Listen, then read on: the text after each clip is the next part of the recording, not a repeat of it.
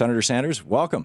Good to be with you, Tom. Great to have you. I understand you just came back from a steelworkers meeting in Vegas. I did. On Wednesday I spoke at the convention of the United Steelworkers of America in Las Vegas. And I'll tell you, you come back really inspired because you had about 3,000 people there from all over the country. And these are people doing exactly the things that have to be done. They're representing their fellow employees and trying to get decent wages for workers. They're organizing the unorganized. They're reaching out to fellow workers all over the world. They're focusing on the real issues that affect the middle class in this country. And it was just very gratifying to me. I had a great time, and just I'm very appreciative for what Leo Gerard, the steelworkers, Rich Trumpka was there, president of the AFL-CIO. He gave a great speech. Bob Herbert, who used to write for the New York Times, gave a great speech. So it just tells you what could happen when working people stand together and fight for a progressive agenda for their kids and for their grandchildren. The issues that I focused on had to do with the need that while deficit reduction is obviously a huge issue, and we have got to deal with that issue, but we've got to deal with it in a fair and responsible way, not balancing the budget on the backs of elderly people and sick people and children and working families. But that we've got to ask the wealthiest people in this country and the largest corporations, many of whom are paying lower effective tax rates than they did decades ago. Even more important than the serious problem of deficit reduction is the job situation. And the reality is, as I'm sure many of our listeners know, is that real, R-E-A-L, real unemployment is not 9.1%. Real unemployment is 16%. If you include those people who have given up looking for work, those people who are working part-time who want to work full-time. And then you throw in there millions of people today, Tom, who often older workers. You're 55 years of age, and you're making significantly less than you made when you were 35. Yeah.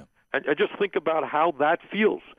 Economically, you're moving in the wrong direction. Your pension has been reduced or maybe taken away. You're paying more for health care benefits. So when you look at the economy in that sense, you look at the economy of a freeze on federal workers' wages for 2 years, which is just a signal to every employer in America to say, hey, well, President Obama's not raising wages for workers, and you're not going to get it either. And then you look at COLA for Social Security people and disabled vets. Last 2 years, they have gotten no COLA benefit. So you got a really, bad economic situation, and as bad as it's been since the Great Depression. And I think we've got to focus on that, and I think we've got to be bold. I notice the president is talking about jobs, but I think we've got to be a lot bolder than what he is talking about. And at least there are three areas that I'm going to be focusing on. Number one, in almost every state in the country, certainly in my state of Vermont, we need to do a heck of a lot of work rebuilding our crumbling infrastructure. And anyone who's driving right now, you're going over a pothole, you may be going over a bridge which needs repair, a tunnel that needs repair. If you're on a subway right now, the odds are that the subway in our larger cities needs significant improvement. Certainly our rail system is nowhere near where the rail system is in Europe or in Japan, increasingly in China. And the fact is that if you look at a country like China, China invests almost 4 times our rate. They spend about 9% of their GDP annually on infrastructure. On rail alone, the Chinese invested $186 billion from 2006 to 2009, and within 2 years in China, they're going to open up 42 new high-speed rail lines that can go up to 200 miles per hour. What are we doing? And there are those people. We have none of that. Absolutely none of that. So our Republican friends want to disinvest in infrastructure. They are conceding the global economy to the Chinese. Then you can create a huge number of jobs. That's probably the fastest way that you can create jobs.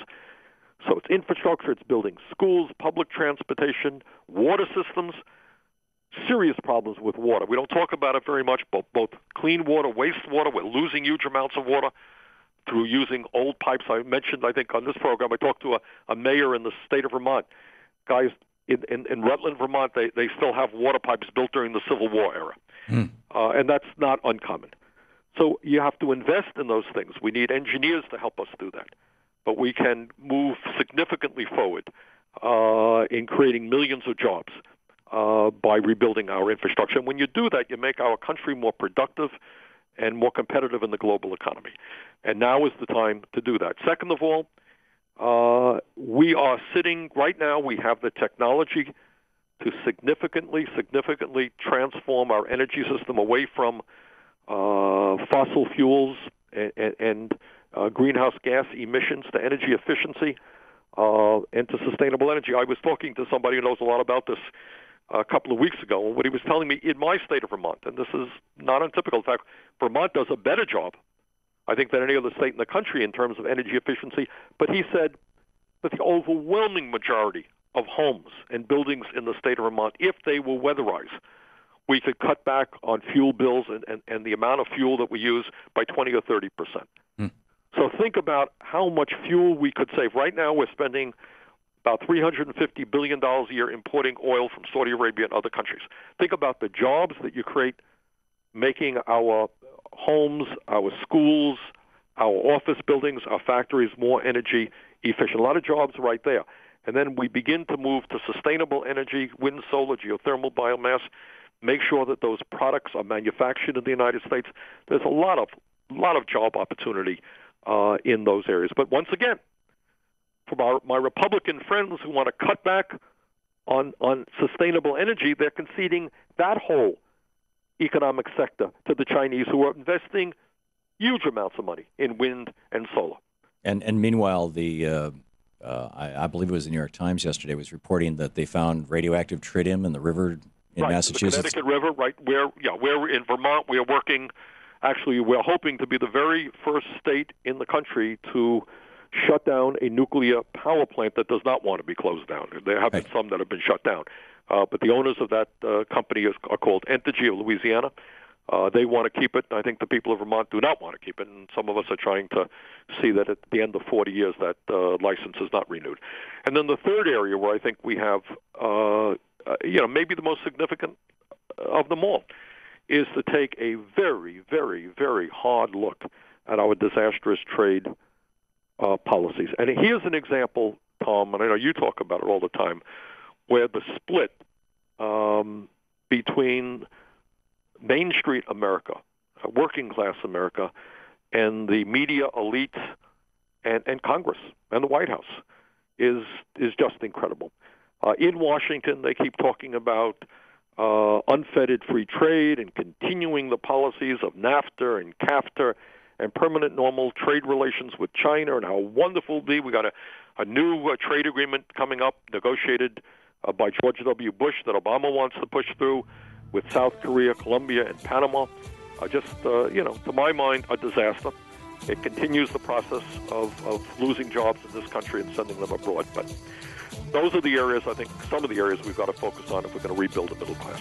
And I hope President Obama is listening. Senator Bernie Sanders with us. It's our Brunch with Bernie hour. Check out his website at sanders.senate.gov.